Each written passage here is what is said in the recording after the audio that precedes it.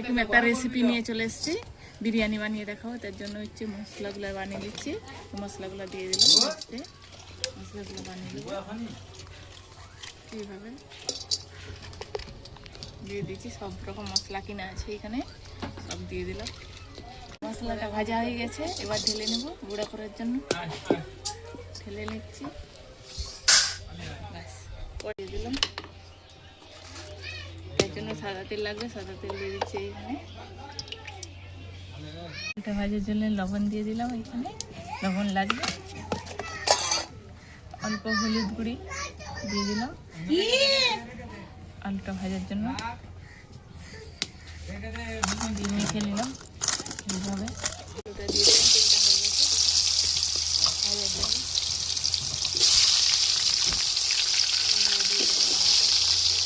বিরিয়ানির জন্য এটাই চালটা দেবো, এই জন্য বসে দিলাম, হাঁড়িটা বসে দিলাম।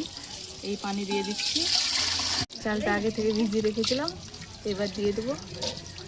গরম মশলাটা একটু দিয়ে দিলাম, গরম মশলা। এবার চালটা আগে থেকে ভিজিয়ে রেখেছিলাম, এখানে দিয়ে দিলাম।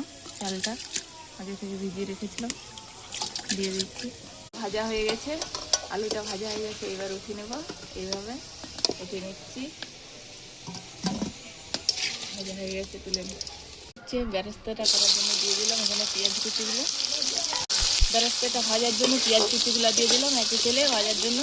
এখানে বেরেস্তাটা ভাজবো, ওই জন্য পেঁয়াজ কুচি দিয়ে দিচ্ছি।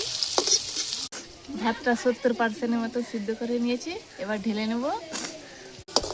পেঁয়াজ বেরেস্তাটা ভেজে নিয়েছি, এরকম লাল লাল করে ভেজে নিয়েছি। এবার উঠিয়ে নেব, লাল লাল করে ভেজে নিয়েছি বিরিয়ানির জন্য। এবার রান্নার জন্য পেঁয়াজটা কুচি রেখেছিলাম, দিয়ে দিলাম। মাটনটার জন্য এখানে লঙ্কা গুঁড়ি দিয়ে দিচ্ছি। মটনটা কষবো, লঙ্কা গুঁড়ি দিয়ে দিলাম,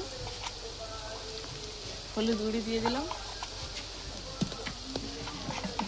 দিয়ে দিলাম। এখানে বাটাটা দিয়ে দিয়েছি, কোষটা আগে থেকে ধুয়ে রেখেছিলাম, দিয়ে দিলাম। কষা হয়ে গেছে, এবারে মিট মশলাটা দিয়ে দিলাম। এখানে মিট মশলাটা আনাচ্ছি, এখানে হচ্ছে দুধটা দিয়ে দিলাম আগে থেকে।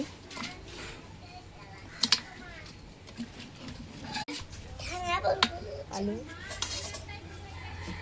পেঁয়াজ বেরেস্তা করে রেখেছিলাম, দিয়ে দিলাম। ভাতটা দিয়ে দিলাম, আগে থেকে ভাতটা রেঁধে রেখেছিলাম। তো একটু মিঠা আতর দিয়ে দিলাম। এখানে কেওড়া পানি ভাতের মধ্যে দিয়ে দিলাম অল্প করে। গোশটা দিয়ে দিলাম, এইভাবে দিয়ে দমে দিয়ে দেবো। একে একে সাজিয়ে নিয়েছি, এবার দমে দিয়ে দেবো। এইখানে দমে দিয়ে দিলাম।